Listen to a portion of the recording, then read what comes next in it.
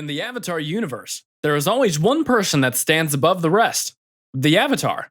The appeal of the Avatar comes from their ability to bend all four elements, making them stand out from regular single-element benders. Fans have remained impressed for years, seeing them evolve from amateur benders to the world's full-fledged protectors. The Avatar is the link to the universe and the relation between the physical and spiritual worlds. Avatar Aang woke to a world ruled by the Fire Nation after being frozen for 100 years.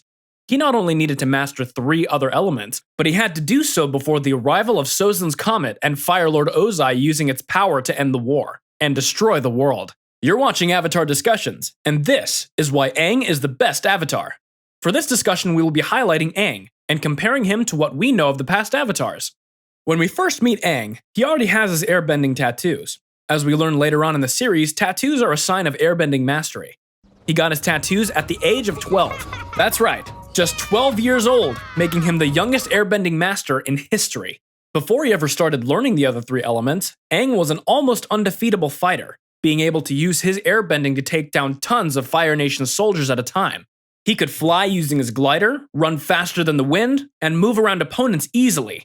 We don't know much about past avatars and their abilities when it comes to airbending, but we do see later on in Korra during the first season of Legend of Korra struggle with the learning of airbending. She always had a problem connecting with the spiritual side of herself, which made it extremely hard for her to learn airbending. Even when she did finally master airbending, her technique, skill, and power was never up to par with Aang's. Continuing the focus on the spiritual side of the Avatar, Aang was always very in touch with the spirits and his past lives. One of the largest responsibilities of the Avatar is to connect with the spirit world, seeing as they're the bridge between the humans and the spirits. Aang, being raised by the air nomads, already had a strong understanding of the spirits and the spirit world, and how important it was that he connect with them. Even without a teacher, Aang was able to cross over to the spirit world and communicate with his past lives, all by himself. His connection to the spirits made him a much more dangerous threat, as it allowed him to call on his past lives to help him during real-world fights.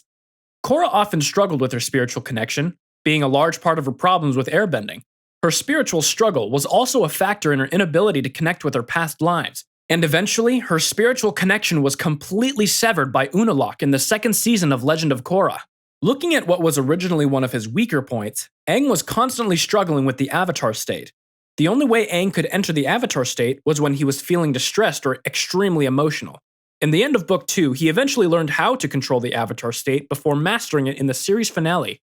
Following the Season 3 finale of Legend of Korra, Korra was never able to get back in the correct state of mind when it comes to the Avatar state, taking away from her Avatar strength. Aang had a lot of inner strength and drive, which allowed him to do insane things and save the day.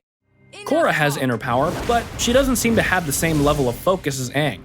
She seems to be behaving rashly and egotistically, while Aang always did for the good of those around him when it came to fighting. He was willing to sacrifice himself for the world.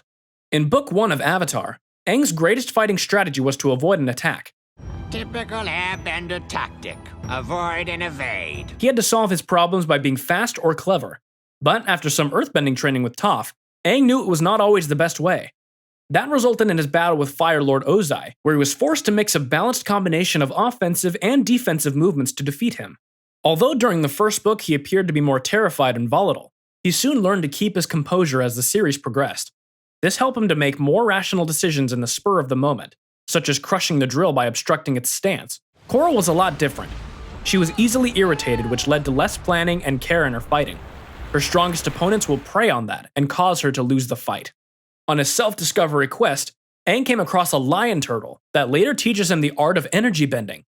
Aang would later use that old tradition to end his war with Ozai by taking away his bending. The capability could never be unlocked by Korra herself.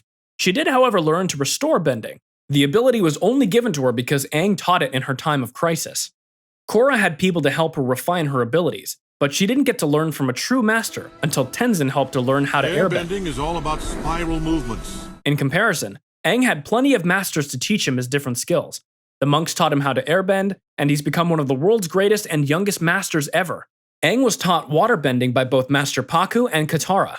He was taught firebending by Zhang and Prince Zuko, and they both mastered a level that most Fire Nation soldiers couldn't dream of. Then it was Toph who taught earthbending to Aang.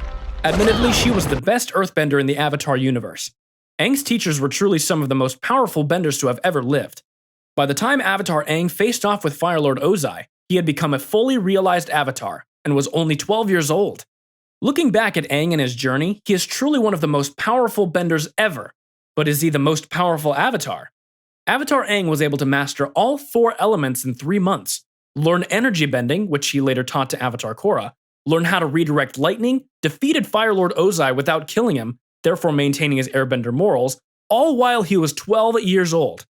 Later on, he went on to form Republic City and defeat countless antagonists, all while raising a family. So, is Aang the most powerful bender? We think yes, he is. Gasp.